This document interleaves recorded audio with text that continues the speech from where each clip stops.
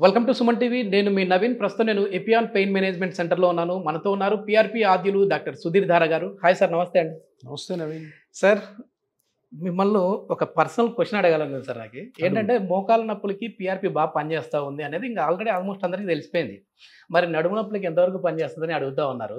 అంతేందుకు sir, మన cameraman వాళ్ళ మదర్కే age వచ్చేసి 40+. సో సర్జరీ పడుతుంది అన్నారంట. ఒకసారి మీరు చూసి మనం పిఆర్పితో ట్రీట్ చేయొచ్చా లేదా అని. ఇప్పుడు ఈవిడ 45 years కదా. 45 years అంటే జనరల్గా మెడికల్లో చిన్న వయసు. Yes yes. ఇప్పుడు ఈవిడికి పెద్ద పెద్ద పిల్లలు ఉన్నా కూడాను 45 years మెడికల్గా చాలా చిన్న వయసు. ఓకే. ఓల్డ్ ఏజ్ అంటే 80 తర్వాతే. సో ఇప్పుడు బ్యాక్ పెయిన్ ఉంది.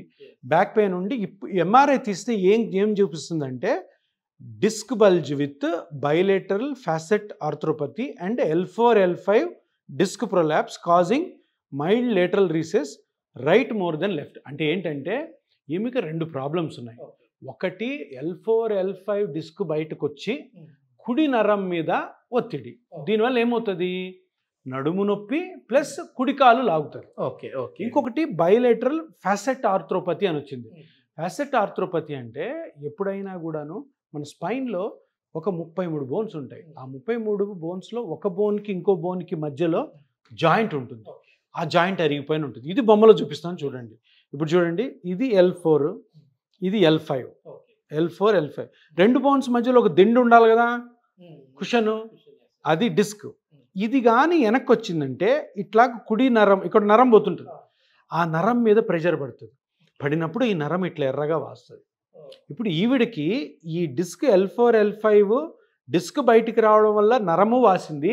ఇంకోటి, నేను ఈ 2 ఎముకల మధ్యలో ఒక జాయింట్ ఉంటుందని చెప్పాను చూడు, ఈ జాయింట్ కూడా అరిగిపోయింది. జాయింట్ ఎందుకు అరుగుతుంది? హౌస్ వైఫ్స్ కంటిన్యూస్ పని, వంగి పనులు చేయడం. సో ఈ పాయింట్, ఈ జాయింట్కి ట్రీట్మెంట్ కావాలి. ఈ డిస్క్ ఈ నరం మీద పడింది కాబట్టి దీనికి కూడాను ఆ నరం వాపుని తగ్గాలి. సో జనరల్గా మామూలుగా ఏం చేస్తారు, ఆపరేషన్ చేసి ఈ డిస్క్ని తీసేస్తారు. ఇప్పుడు ఈవిడికి అంత ప్రాబ్లం లేదు. ఇది ఓన్లీ నరం ఒత్తుకుంటుంది కాబట్టి వేరే సిమ్టమ్స్ లేవు ఆపరేషన్కి వెళ్ళడానికి. కాబట్టి బాధ ఉంది కాబట్టి మనము ఈ నరం మీద వాపుని తగ్గించాలి, ప్లస్ ఈ జాయింట్ ఏదైతే అరిగిపోయిందో ఆ అరిగిపోయిన జాయింట్ని కూడా మళ్ళీ నార్మల్ చేయాలి.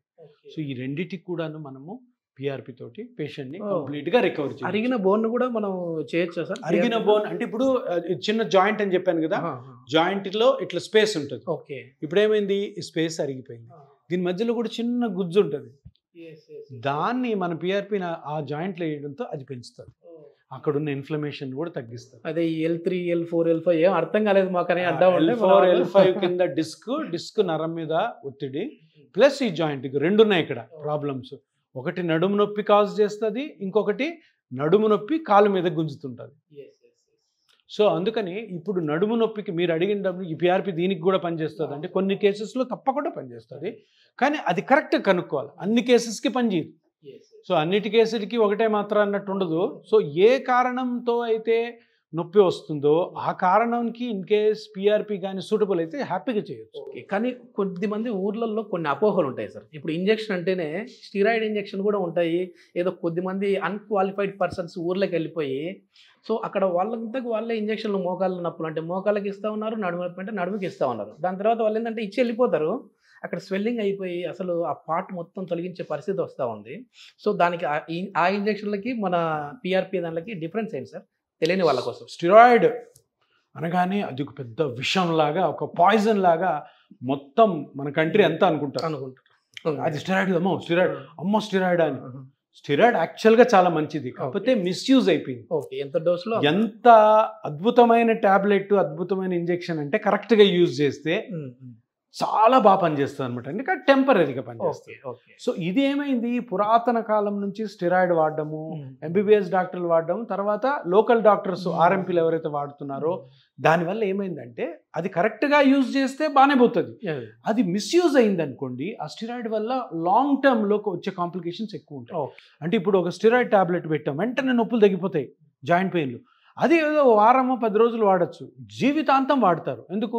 మెడికల్ షాప్ పోవడము, ఆ స్టెరాయిడ్ ట్యాబ్లెట్ తెచ్చుకోవడం. లేదు, కొంతమంది అర్హత లేని డాక్టర్లు ఏం చేస్తారు, ఈ స్టెరాయిడ్ ఇంజెక్షన్ మోకాల్లో ఇస్తుంటారు. అది ఎక్కడికో పక్కకి వెళ్ళిపోయింది, నువ్వు చెప్పినట్టు స్వెల్లింగ్ రావడం, సివియర్ పెయిన్ రావడం. ఇంకోటి స్టెరాయిడ్స్ రెగ్యులర్గా కానీ ఎక్కువ టైం కానీ మోకాళ్ళు యూజ్ చేస్తే నొప్పి తగ్గించవచ్చు కానీ అది గుజ్జుని ఇంకా అరగదీసేస్తుంది. Okay okay. సో అందుకని స్టెరాయిడ్ వాడచ్చు, కానీ దానికి లిమిటేషన్స్ ఉన్నాయి. అవసరమైన పర్సన్ చేతిలోనే ఎవరైతే వాడాలో వాళ్ళే వాడాలా, ఎక్కువ కాలం వాడకూడదు. అందుకనే ఇప్పుడు మీరేమంటున్నారు, స్టెరాయిడ్స్కి పిఆర్పికి డిఫరెన్స్. స్టెరాయిడ్ అనేది డ్రగ్, అది ఒక కెమికల్ నుంచి వస్తుంది. పిఆర్పి అనేది మీ బ్లడ్లోంచి వస్తుంది. మీ బ్లడ్లోంచి వచ్చి దానికి సైడ్ ఎఫెక్ట్ ఏముంటుంది, ఏముండదు. ఇంకొకటి పిఆర్పి వల్ల ఏం జరుగుతుంది, ఎక్కడైతే డ్యామేజ్ జరుగుతుందో బాడీలో దాన్ని కరెక్ట్ చేస్తుంది. స్టెరాయిడ్ అట్లా కాదు. స్టెరాయిడ్ లోపలికి వెళ్ళి ఇన్ఫ్లమేషన్ని క్లియర్ చేస్తుంది, కానీ స్టెరాయిడ్ ఏం చేస్తుంది అంటే ఆ కార్టిలేజ్ మీద పడి తినేస్తుంది దాన్ని. సో ఇంకా ఫాస్ట్గా, అంటే ఒక నెల 2 నెలలు మంచి రెస్పాన్స్ వస్తుంది, దాని తర్వాత దాని ఎఫెక్ట్ తోటి ఇంకా డ్యామేజ్ ఎక్కువ అవుతుంది. పిఆర్పీలు అట్లా కాదు, ఇది స్లోగా ఆ డ్యామేజ్ని మళ్ళీ నార్మల్ చేసి అది ఎక్కువ కాలం ఉండేటట్టు పేషెంట్ కానీ మనం చెప్పిన జాగ్రత్తలను తీసుకుంటే ఎక్కువ సంవత్సరాలు దీర్ఘకాలంగా ఉండేటట్టు అది పనిచేస్తుంది. సో అది డిఫరెన్స్. ఓకే. ఇప్పుడు ఈ నడుము నొప్పి ఉన్న వాళ్ళకి మనం ట్రీట్మెంట్ చేసామంటే, అంటే ఈ పిఆర్పి ఇంజెక్షన్ ఇచ్చామంటే మళ్ళీ వాళ్ళు ఎన్ని రోజుల్లో నార్మల్ అవుతారు సార్? సో ఇప్పుడు ఈ పేషెంట్ చూస్తున్నాం మనం, 45 years. సో ఎందుకు వచ్చింది అన్నది ఇంపార్టెంట్.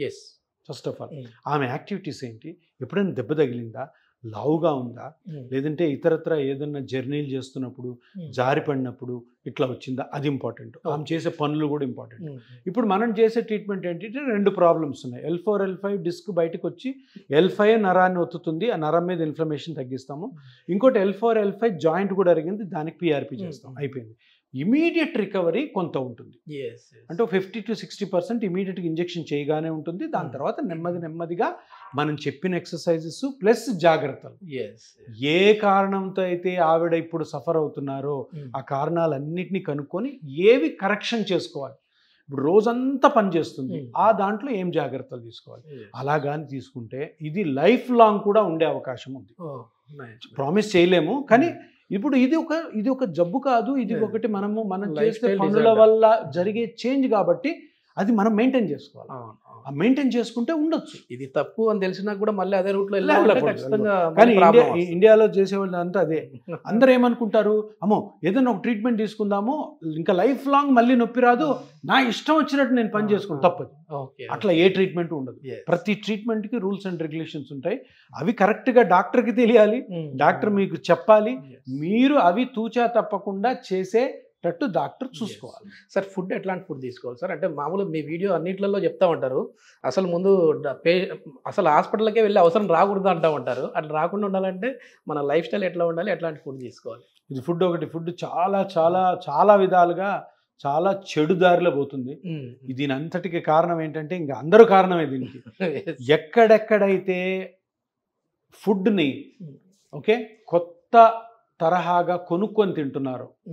ఇప్పుడు మీరు ఇంట్లో ఏముంటది, ఊరు నుంచి బియ్యం తెచ్చుకుంటాం, లేదా ఇక్కడ బియ్యం కొనుక్కుంటాం, కందిపప్పు తెచ్చుకుంటాం, కూరగాయలు చుట్టుపక్కల కొనుక్కుంటాం, లేదా మాంసం తినేవాళ్ళు మటన్ ఇంతే. ఇదే మీ ఫుడ్. ఇంతకంటే వేరేదేం కొనొద్దు, వేరేదేం తినొద్దు.